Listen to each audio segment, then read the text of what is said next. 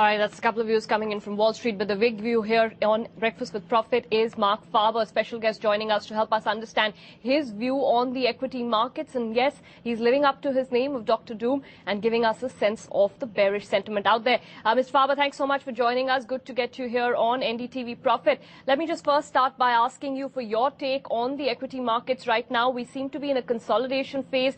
You saying that this could turn into a real correction led by currencies, actually.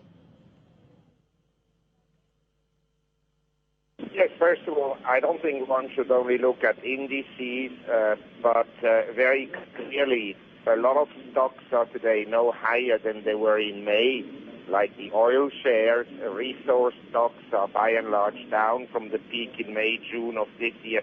So some correction has been underway already, and also in global markets we have corrections, like China is now down almost 20% from the peak and is no higher than in June.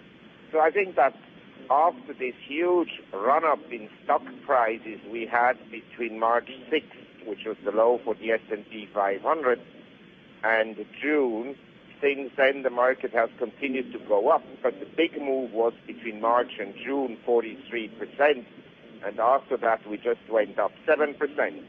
I'd also like to point out that the euro has been trading in a very narrow range against the US dollar. Since June, we are at the same level, essentially around 143.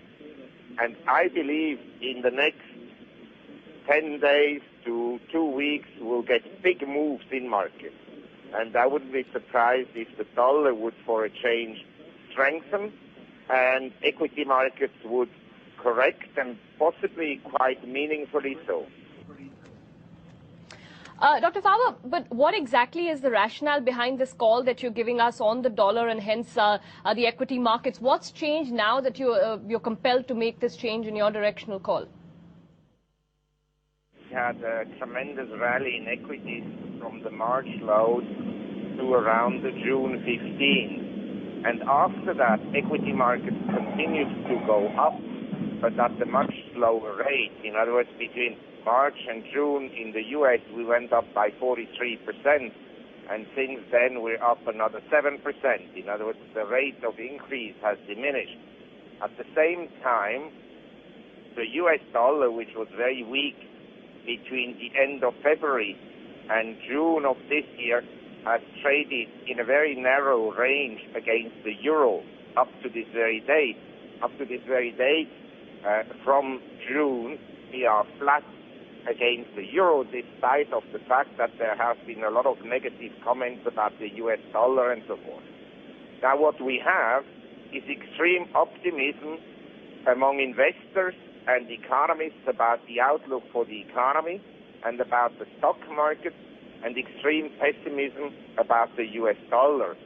And therefore, for the next 4 weeks or even 3 months, it's possible that equities will disappoint, that the correction that is going to happen is more severe than is anticipated, and some markets have already corrected by 20%, like China, and some stocks are already down by 10, 15, 20%, and that at the same time the US dollar rebounds somewhat. Dr. Faber, it's also surprising that the markets are actually correcting when fundamentals are actually looking a lot better now. How do fundamentals actually compare to the recent run-up that we've seen in equity markets? Well, in general, I think that the fundamentals are, of course, still very poor. They are somewhat better than at the trough of the economy in March, April of this year.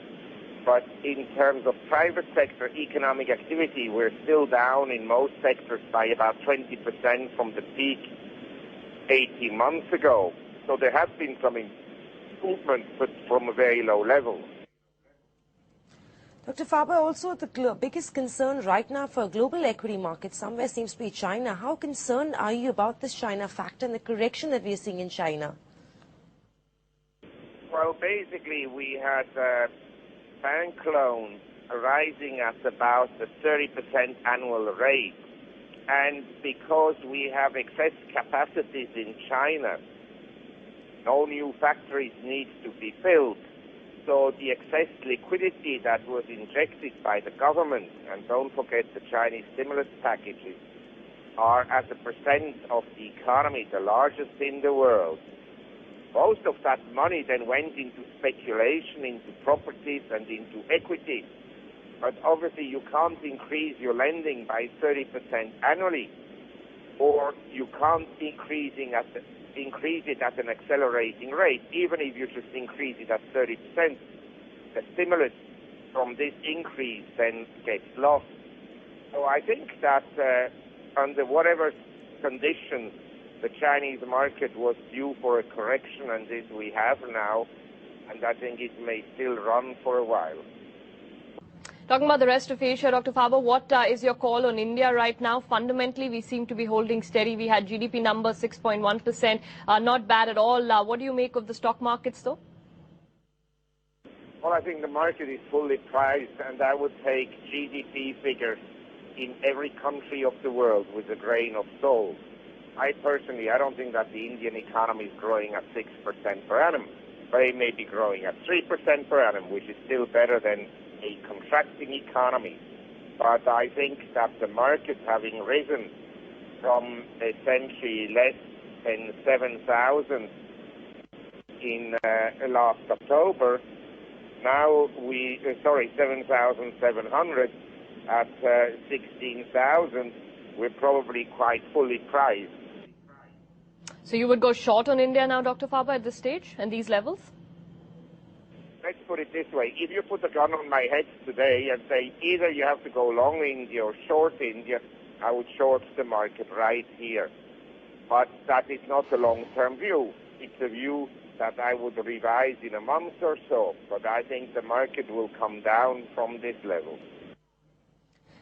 And of course, Dr. Faber, that's a call on the broader markets. But what sectors actually look attractive to you in India right now? If you had to tie up additional capital, what sectors would you put that money into? Well, I'm not a specialist on individual shares in India. But in general, I like agriculture, whereby now we have a monsoon problem in India. But in general, as an investment team, I like agriculture. And I still like resources and resource-related shares. And I'm more interested now in some commodities than in equities. And also, what's the sense that you're getting on the commodity space? Are you as bearish on the commodities? Are you expecting correction in that space as well?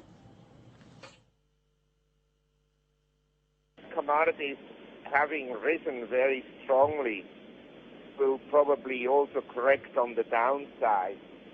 But I don't see new lows in the CRB index, which declined from a peak in July 2008 from 473 to less than 200. I don't think we'll go and make new lows. And I'd like to point out that it's very difficult to develop new oil fields and new copper mines, and that there is a genuine kind of a shortage of some commodities. And so each commodity has to be looked at separately. But there are two commodities that strike me as being very inexpensive. One is obviously natural gas.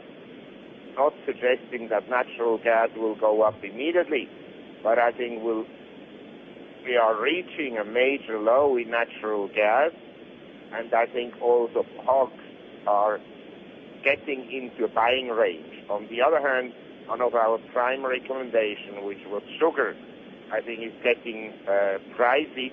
I think it may still go up, but it's not a commodity I would now go and buy. All right, Dr. Faber, one last question before we let you go. We've talked about equities, we've talked about commodities, the other asset class, fixed income. There are those who are saying that at this time, perhaps fixed income also gives you a decent place to park your money. Would you look at that, even if it's on the corporate fixed income side rather than the government fixed income? I'm not particularly interested in fixed income securities, although I own quite a lot of corporate bonds, which I bought over the winter months, because at that time credit spreads were very wide.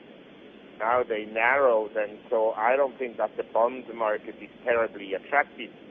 I think in general we are in a period where volatility will increase, and where maybe it's better to take small positions and stand on the side and look at new investment opportunities when they will arise.